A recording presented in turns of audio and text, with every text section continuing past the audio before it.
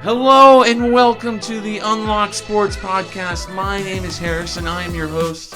This week, in this episode, we are sitting down with head coach Bert Capel of the Evangel Men's basketball team. We are going to see what behind-the-scenes stories he has and fond memories of being an Evangel alum is like. I can't wait for you to sit and listen to this interview. It'll be a good one. What do you value most from the players who don't start? Kind of more your bench or depth pieces. I think the biggest thing for people who don't start, and the ones that do come off the bench, usually when a game starts, it gets to a pretty high level fast, right? Everyone just got done warming up. It's the beginning of the game. Everybody is going hard. They're getting after it. And when you're a sub, you're coming into a game that's already up here. So a lot of times you can't really start and ease your way into the game, right? You got to get there and it's already fast paced and getting after, and you just got to find a way where you've probably been sitting 10 or 15 minutes or so to get in there and make something happen. So I think anytime you come off the bench, it's probably harder than starting. You know, you don't know when you're going to go in or who you're going to go in for some of the time.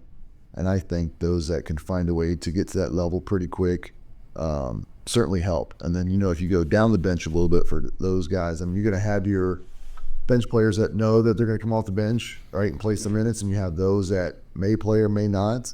And that's even a harder role because you always have to be ready too. But they're all valuable because when they go in the game, you need them to play. It's just they got to be ready when they get in there. Awesome. And then what does success look like in your program? Or, you know, we nailed it with this guy kind of thing. You know, I think as a coach, it's probably a two-part thing. One is you'd like to have success on the court, because I think anytime you're doing things right and you're winning games, you feel like you're doing something right. Because if you're doing something wrong, it's probably not going to turn out the way you want.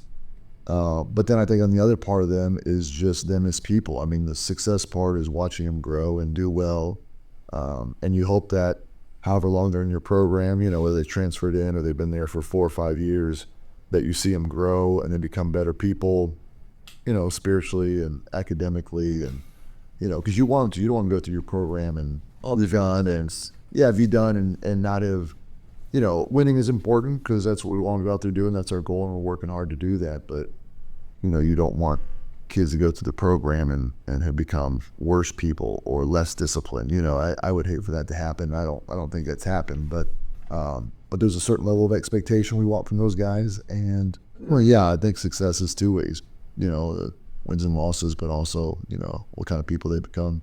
Awesome. Then kind of more peeling back the curtain behind the scenes, what does accountability look like on your team? And what's been a good example of that this season? Yeah. You know, I think there are certain standards that we have on our team. We post them right when you go in the locker room.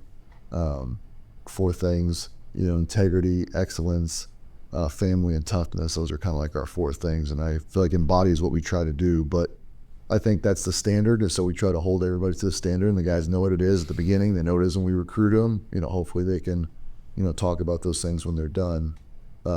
Well, I think, yeah, accountability from both the coaches, making sure they do the right thing, but accountability from each other, because the players got to hold each other accountable. I mean, as coaches, we see them during practice and film and, you know, on the road in the bus, right? But there's a lot of hours of the day where we're not there. And their job, I think, if they do it right, is to hold each other accountable. Because I remember when I was that age, I didn't always make the best decisions, but you hope that, they hold each other accountable, they do the right thing. But they all know what the rules are. You know, they know what the standard is, I guess, a better way, because we talk about it. So whether it's us as coaches holding them to that standard, or whether it's themselves, they all know what it is, and they all can, you know, together we're living by the same thing. Has there been a good example of that you've witnessed this season? Who has, you said? Or has there been a good example of it that you've witnessed? Ooh, man, took me on the spot with that one. You know, I think one thing, if I had, that I've always tried to stress over the years that I've been here, and this comes from playing there, is the family aspect, because I want guys to feel like that no matter what your role is or how long you're at Evangel, that you're part of the Evangel basketball family. That's very important to me, and that's one of our standards of things that we hold guys to. So we'll have guys like former players come in, talk to our guys. You know, I want to make sure that, hey, when they're done, that they come back, that they stay involved. And so I think that's the biggest thing, is just feeling like no matter how far you're removed down the road, graduation, whether you live in the area or outside of it, you're still talking or communicating with us or some of the other players, or, feeling like that when you're in the program, you're a part of something. It's not a bunch of individuals in the locker room, that it's a family that's trying to work towards one thing. So I think, family, all the other ones are important too. The family aspect of Evangel basketball is important to them. Nice. And then so kind of more culture and leadership. How would you say you build chemistry with anybody at any aspect of the program, whether they've been there 4 or 5 years, just coming in, go a new freshman, a red shirt? What might that look like? Yeah, I think as soon as they come in, it's funny, starts in the recruiting process too. You say, hey, listen, these are what the expectations are. And I'll tell them too, because Evangel is not like other schools. It's a Christian school that, you have to attend chapel, you got to take Bible classes, there's certain expectations on campus. And I think for me, it starts with there. If Evangel's somewhere you want to go, and we try to identify good basketball players all the time, but it's not just about playing basketball. The other parts of Evangel that are important, and I want to be important. So I'll tell them, hey, listen, if you want to experience where you're taking Bible classes and doing chapel and living, this is some place that you want to be, then we want you here. If it's not, then, I don't want to. I feel like if they come here, it's just about basketball. It's not going to work out, And some people, it's really important to them. Some people, it's not. Some people, they don't realize how important it is to her at the time. And then when they leave here, you hope that they realize, man, that was just a good experience. I'm glad I did that. So, I think all those things are important for sure. But yeah, I think right from the beginning, the recruiting process, you explain what it is, and then they say, this is what we're about. So when they come in there, they have that expectation. And then when they get there, yeah, you're just trying to, treat everyone with respect. Here's the standards, if you want to play, you want to compete, here's what you have to do. But I think there's that certain level of, and it probably starts with, me and my brothers, the coaches, where, hey, this is just how we do things. And if you want to be a part of it, then you're going to have to buy in and do it. And if you're not, it's going to be difficult on all of us, and maybe it's not something that we want. So yeah, we try to start from the beginning. And then I think culture is something you have to continue to maintain. You start to change, or you let certain standards down, then the culture changes. And honestly, a lot of it is the type of kids you recruit. I mean, you bring in some kids that maybe aren't great kids, or their expectations or goals are different from ours or the teams, and that creates a conflict too. I think we've tried to do a really good job since we've been here, finding guys that, yes, fit Evangel and want to be here, but also fit what we're trying to do. And sometimes you can take more risks than others. I feel like if you have a team full of really good guys, culture guys, good Christian guys, leadership, sometimes you can take a risk on someone who maybe is not there yet, and you hope that the influence of our team, by the time they get there, will change who they are, and they'll just buy into the culture. But a lot of it is those type of kids that you get, because you can get some kids in that don't want to do it, and then I'm stressing it all the time. Hey, here's what we do, here's how we act, and if they don't want to buy in, or it's not them, it's like pulling teeth, and the next thing you know, you lose the culture that you want. So a lot of it is those kids we bring into. More behind the scenes nature. How would you say, or how do you handle conflict in the locker room? Whether it's a bad scoring night, someone was upset with their performance, whatever it might be. Yeah.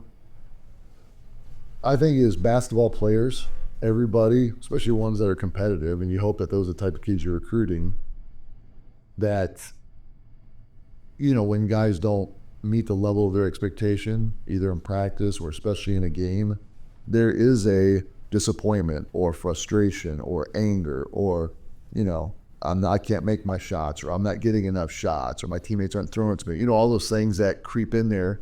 And it doesn't matter which sport you're on or how good the kids are, that stuff always creeps in. Even I remember that as I was a player. You always feel certain ways, especially when things aren't going good. Whether you as an individual aren't playing well or the team is not doing good.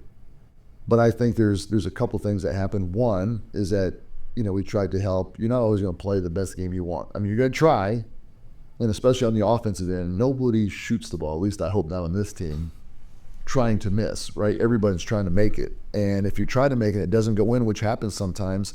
How can you be successful in other ways that maybe the shot's not falling that night, but how can you do a good job of helping it? So I think that's important. I think, too, while we'd love every guy to play great, and they would too, we say, listen, we were able to get a win out of it. You didn't have a great game. You two didn't shoot the ball good, or so-and-so got foul trouble or whatever happened. But as a team, we found a way to win the game. And I think as much as you stress the team, because everyone has their certain roles. And if someone gets in foul trouble or sick or gets injured, we can't just say, well, I guess we're not going to win today. Our best player's out, or we got 2 players out in the starting lineup. It's got to be next man up. It's got to be ready. And I think when you're continually stressing the team aspect of it, doesn't matter someone has a bad game or someone doesn't perform to their level or 2 or 3 guys don't do that, then the team can pick them up, and that's always the most important part. But as you know, there are players that make up the team that have more important roles sometimes, and that's important too. So Yeah. And then with the expectations that you set with recruiting, in terms of the Christian aspect of Evangel, how would you say you disciple the players? Do you guys do Bible studies, all go to church together? What does that look like? Yeah, probably all the above. I think the biggest thing, especially with a school like Evangel, there's always a lot of opportunities for them to get involved. And we will, whenever there's something going on, spiritual emphasis, Bible studies, Convoy of Hope events, whatever it is, we always want to stress those because those are things that are happening. And we want those guys to do those things. I mean, that's part of being at Evangel is you get to participate not just academically, but other things too. So those are important. We have some guys that are involved with the spiritual aspect, like Bible study type group leaders. So we want to be involved in that. So we got a couple of our team members that are leadership with that, just so we can stay involved with the school. We'll constantly have either former players or business people or pastors or whoever it is, they'll come and talk to the team before a game or if they're in town for practice. We try to, stress that as much as we can. We're always praying before and after every game or practice just to try to keep that going. Anytime and we'll mention this all the time as coaches, if there's problems or situations going on, we'll talk to them individually, which, during the course of the year, that happens quite a bit, which is important. And then, like, if there's certain events that are going on or certain situations, questions that come up, whether it's on the road, you're traveling or in a hotel room or in a locker room, we'll talk about those things too. So I think it's just a continuation of stuff that we try to do that the spiritual part is very important to me, and all the basketball stuff is too. That's important. But like I said before, is if they're leaving and the only thing they got better at was basketball, that would be disappointing. And so I hope by the end, and we've had people, I don't know what we had this year yet, but even people get water baptized, that for the first time that have been here, whether it's been a church event or something else, something that happens over the summer. So those things are always important to me too. That's great. Yeah, absolutely. Shifting gears, for the casual fan, we don't really get to see what the recruiting process looks like for you. Sure. So like at the start of a new league year, what are the first things that are going through your head, or how are you trying to build the next team? Yeah. You talk about for recruits that we're looking for or after they've already arrived at Evangel? Both. Yeah. Recruiting is obviously very important because you need good players to come in there. You need good kids that are also good players because I think those are important too, that want to be in the classroom. You can find good basketball players, but you want to make sure they're the right fit. And then I think recruiting-wise, especially with the landscape of college basketball now and the transfer portal, it's hard to jump on guys really early. Something I've learned, a couple reasons is, there's going to be a lot of options the later that you wait, and so unless you find someone you feel like is a perfect fit early, go ahead, jump on it, offer, hopefully they commit. I mean, the other thing is when you're recruiting kids, there's not a lot of people, including myself, that growing up say, I'd really just love to play for Evangel. That's my dream spot. And I understand that, it's Kansas or Mizzou or, if you're local Missouri State, it's part of it, especially if you're any type of competitor. And sometimes those kids, including myself when I was younger, aren't always listening to the other schools because you want to go to the spot you've always dreamed of going to. And so eventually, the earlier it is, the more they think that those possibilities are there. And maybe it is. But as the summer goes along and the senior year goes along and they don't hear from the schools they like, they begin to get a little more open to other options. And so we tend to wait a little later just to see, because that way they know where they're at and what schools are on them. I mean, we'll still be on them, we'll still talk to them, but, we understand that the later it gets and the smaller their options get, the more they're open to making a decision. And that's totally fine too. And then you got the transfer portal where if you need an older guy to come in instead of a high school kid, that stuff happens as well. And so we wait for that. But yeah, it's kind of where we're at with recruiting. And then, like you said, once we get them there, if they're local kids, we work out all summer long, which is great. If they're not from here, it's hard to do that, but we try to send them, weights and shooting stuff and stuff, so that way they can stay in it. And then when they come in August, they feel like they're not too far behind. So, Are there any check marks throughout the summer you guys try to hit with that? Pro benchmarks? yes, especially in the weight room. It's a little bit hard to evaluate guys. We have a strength and conditioning coach, and you don't know where everybody is unless you see them, right? You don't know how much weight they can lift, but you try to say, hey, here's the weights we're doing, and then as you hopefully will get stronger, then continue to increase the weight. But a lot of times we don't see those guys. They're from Texas or California or Florida. It's hard to keep up with them. But the local guys, it makes it a little easier. And we've probably started recruiting a lot more locally the last couple of years. So it's easier to meet those benchmarks when you get to see them every day. Are you ready for rapid fire superlatives? Let's do it. Who would you say is the best teammate? Rapid fire. I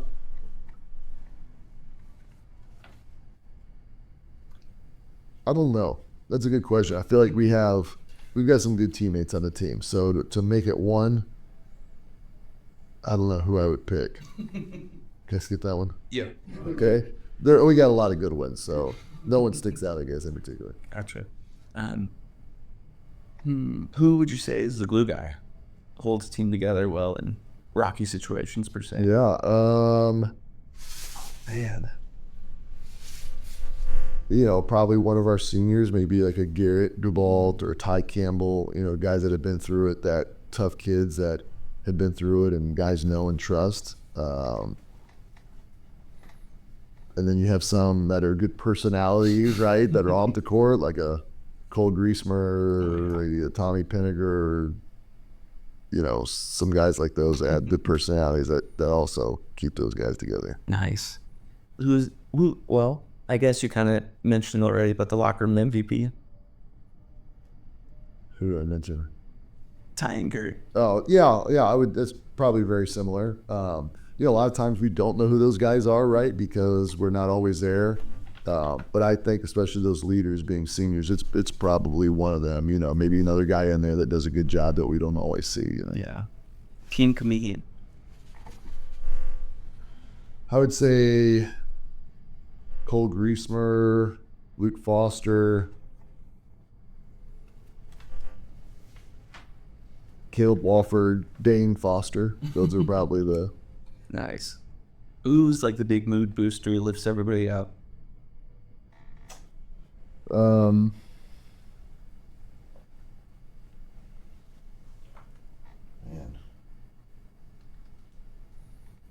Oh.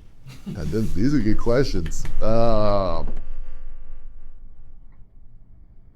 I would say same thing. Ty does a good job with that. Cole does a good job with that, probably. Yeah, maybe some of the bench guys that were redshirting this year, like a Clayton or Connor, just someone who will get them going if they're not doing well. But yeah, somewhat like that. Okay. Then the locker room DJ?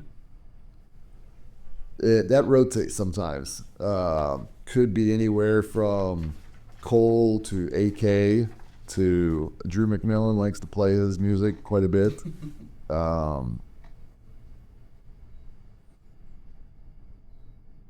Caleb Wofford, he likes to play his stuff, so maybe those four. Okay. And then, again, like students like me who can't necessarily travel every game, what are some of your favorite road trip memories in your whole coaching tenure? It doesn't have to be this year.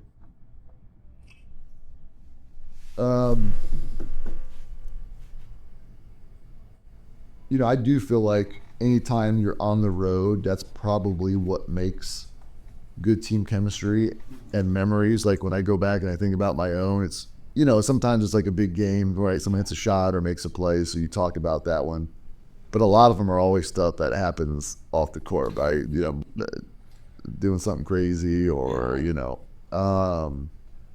I think one of the biggest memories for me since I've been here, gosh, we've had quite a few, and I'm sure I'm going to forget some. One of them was probably we beat Oklahoma Wesleyan a couple years ago to close out Ashcroft. I thought that was they were 4 in the country, and we really needed that win. And, there's a lot of people there for the last game in the Ashcroft. And, Or more specifically on the road. Oh, on the road specifically? Probably recently, a couple years ago when we won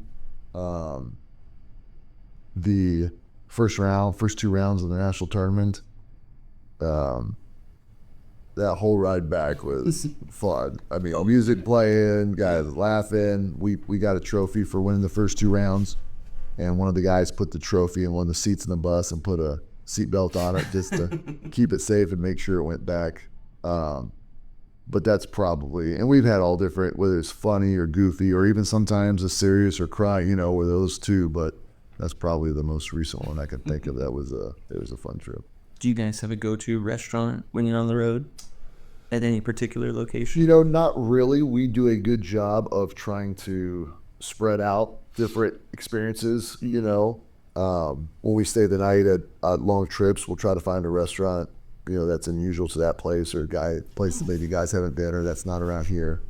But we do, unfortunately, go to Subway a lot. Oh, For pregame stuff. So before we play a game, we try to, that or Jersey Mike's, but some of these small towns in Kansas don't have very many options. Subway's always there. So Subway's probably the go-to pregame, drop the girls off at their place, let them warm up, go eat Subway, and then go back at the start of the girls' game. So that's a tradition we have. So maybe controversial, but what is your favorite city that you've visited at least? It could be any city or conference. Or in the case, you have KCC. Can't be Evangel.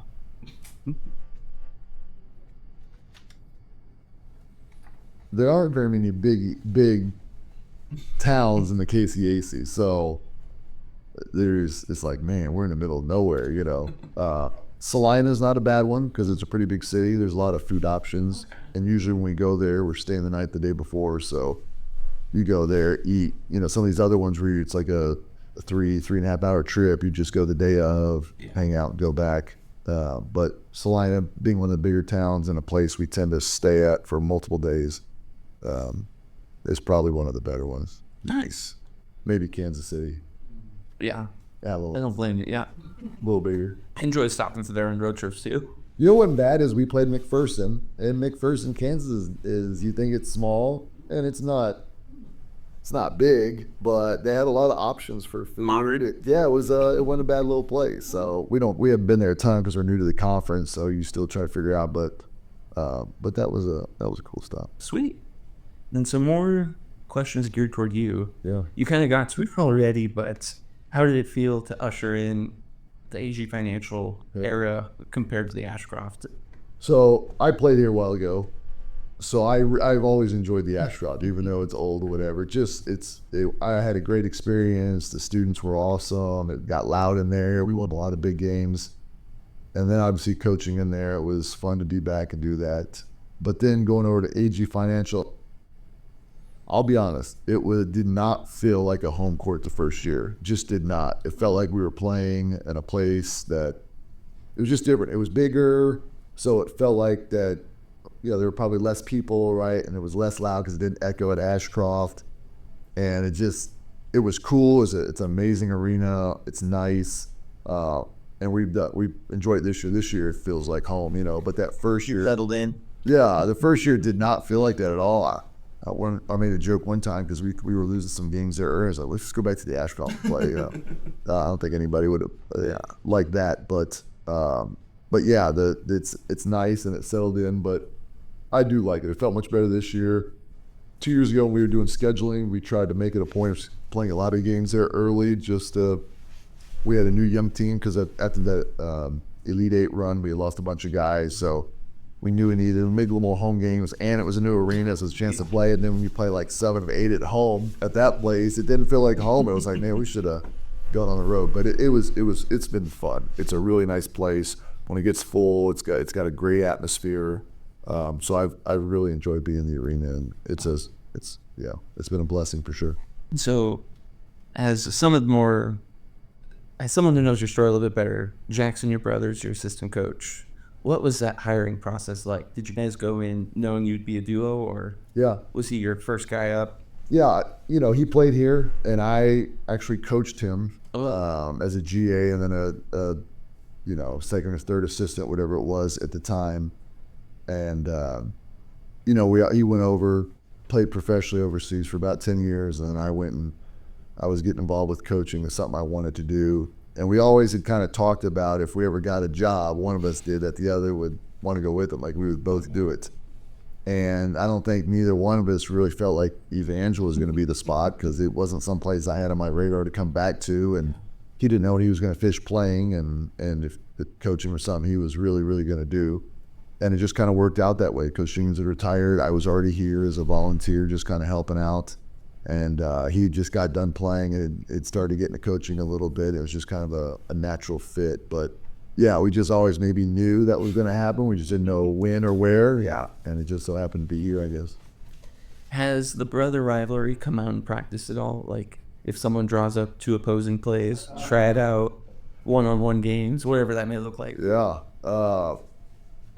Yeah, it does. I think for someone, two of us are competitors who understand basketball and want the team to be better.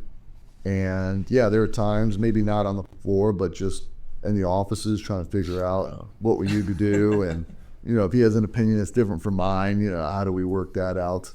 But I think they're good conversation to have. I mean, you like someone who thinks similar to you, right? Because you want to be on the same page and do the right stuff. But, you don't want two people that think about the same thing all the time, because then it's hard to grow that way. So I would think they would probably push each other from that goes, where we talk it out. But, people ask us all the time who the better basketball player is. Obviously, it's me. So it's, yeah. But I don't think he feels the same way. Yeah. And so with your history of coaching, I'm sure you accrued a lot of mentors just throughout all the jobs you've been at. Are there any that you still reach out to or keep close in touch with? Yeah. I do. I think when you start, there's two things happening. When you become a head coach, right, you get busy and do stuff, and then my kids are getting older. So when I'm not doing basketball, I'm involved in their stuff. So it's hard, I feel like, what it used to be to keep in touch with those guys all the time. But I still do. I mean, I texted one of them last night, the guy I worked for at Stetson. He's at Auburn now as an assistant. So he was certainly one. And then, my dad was a coach, so I talked to him all the time. He'd probably be one of those two. But yeah, I do. I mean, I talk to those guys, and even other guys that maybe I didn't work for that were in the business with me at the time, especially Division I, those guys that moved on and done stuff. I think it's always good to bounce ideas and stuff off people. Like, I like hearing what they're doing, what the latest thing is, and likewise, I mean, watching them succeed and do well, and them probably feeling the same thing about me.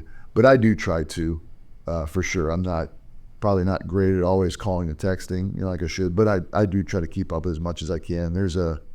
Especially I was at Florida State for a few years, so that group I was there with, we're in a group text and stuff, because talked about all the time in there, which is fun. So I do enjoy keeping up with those guys, but yeah, I do, and probably should do more. But It happens. I mean, life goes on. Yeah, but it's fun watching it, whether it's on CD or keeping up with social media stuff, because them and you're rooting for them. Just recently, I worked with Dennis Gates, who's the head coach at Mizzou. I worked with him at Florida State for a year. So my last year was his first year as an assistant. And we played at Columbia this year, Columbia College. And after the handshake line, I hear someone like, Bert, tell my name. And I just thought it was, someone random. And sure enough, it was Dennis. Oh, yeah. Being at Mizzou, he came to the game. But he didn't even tell me. I wish you'd have known that. I'd have been on my best behavior had I known that he was coming. But anyway, it was fun to talk with him, and it was nice in the come. He certainly didn't have to do that because they were pretty busy, but it was cool seeing him. So yeah, anytime you can connect with guys, because it's intense. There's a lot of pressure there, and so unfortunately, people are getting hired and fired and moving jobs and working their way up. And sometimes when you guys are having a really good season, it's fun. And when it's bad and not going great, it's tough. And so you try to help them out then. But yeah, it's always fun keeping up with those guys. Awesome. Is there a lasting piece of advice that still sticks close to you from Coach Jenkins from your playing days? What goes through my head, especially when, he had passed away, it's been over a year ago now. He used to say something with the team all the time, and I got it posted in the locker room. He'd always say, play hard, play together, and have fun. And I think that pretty much sums up basketball life, and the two of those. And I think that fits exactly what my standards are on the team. Maybe not in that way, saying that way, but I think whatever you do it as hard as you can, as good as you can, right? Whether it's you in school or me coaching, or in life, you got to do your best no matter what. I think it's important. And when you're in a team of things, especially like basketball, you got to do it together, because they can get individualistic. And, as you get older, you're going to have a family. So that's part of it. You want to do things together there. And then when you get a job, you work with other people. So I think, if you do it the best you can, you're going to have to work with others good. And then as you do those things, you want to have fun along the way. And I think what happens, especially when you're trying to work your way up in any profession you're wanting to do, the higher up you go, the more pressure, right? The more responsibility, the more intense it gets.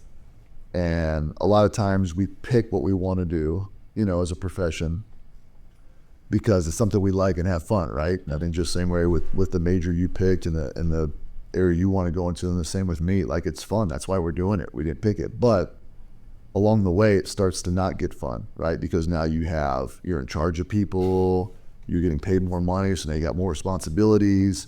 And you start doing something, next thing you know, you're not doing it because you really enjoyed it, having fun. You're doing it because you're just trying to survive and do your job well, and then you forget about that. So I think anytime, especially with basketball, when it can be a long season, hard, and you're working hard, and you're on the road forever, and you lost the game that you didn't want to lose, and you didn't shoot the ball as good as you want, that you still remember to try to have fun along the way, because that's kind of why you're doing it in the first place. It just gets a little blurred sometimes when you start doing stuff. So those are probably the three things that he said that have stuck with me, and probably not just me, but other guys that were on that team and stuff that he said that too. But yeah, Coach Sheen was a good guy, very soft-spoken. Didn't say a ton, but that was one thing that stuck out to me that he said. Awesome. And so for our final question, this may be a hot question, I'm not sure though, but if there's any players, past or present, who would make a great assistant coach on your staff, who would it be?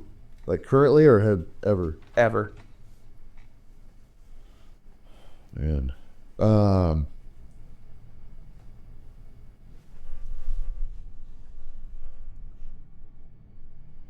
That's a good question. I'll say it by this. Evangel, and it hasn't just been with me, but it's been with Coach Jenkins too, and I'm probably one of them. There have been a lot of players that have come out of the Evangel program that have become really good basketball coaches. And you look in the Springfield area alone, the 5 major schools, 4 of them were Evangel basketball people. And then you start looking at Aurora and Lebanon and, I'm just trying to think where everybody is. All these guys that are everywhere coaching, it's not just the guys that are here now or whatever that have been good assistants, but there are some really, really good Evangel people out there. And I think that's important too, right? They go through the program and you're trying to teach them the right way to do things. And I guess not teach them necessarily how to coach, but you're just trying to lay those to them. Yeah. And then they get out there and then they start learning how to do things right. And they probably take me or Coach Jenkins or Jackson or whoever's been here as an example, and then try to do that. Even Coach Shepard, at C of O, who's retiring after this year from the basketball part, is someone that was a good head coach there, and he was assistant here at Evangel. So, currently, if I had to pick someone that's going to go out there, and we've got a few seniors, I think it's always the ones that understand the game the most, and you can kind of see it, like they click house. Yeah, and they do a good job of communicating. But someone like Drew, even though he's gonna be a dentist, so he's out. But guys like Ty, who wants to coach, would be great. Really Garrett, any of those guys, Tommy, Cole, they're just guys that love learning and are trying to figure it out. And if they decide they want to get at coaching, Caleb Wofford is one of them. Just dang these guys that want to coach, I think that they have a chance to be successful. They just take some work, but those are the guys that are at the top of my mind right now. And then for this conversation, and if I've left anyone out at any point, this is just me saying that. If I had to go back, I would try to rethink who those guys were, but no, I'll appreciate it. Well, thanks for hanging out. Best of luck to you guys, Thank you very much. Yeah.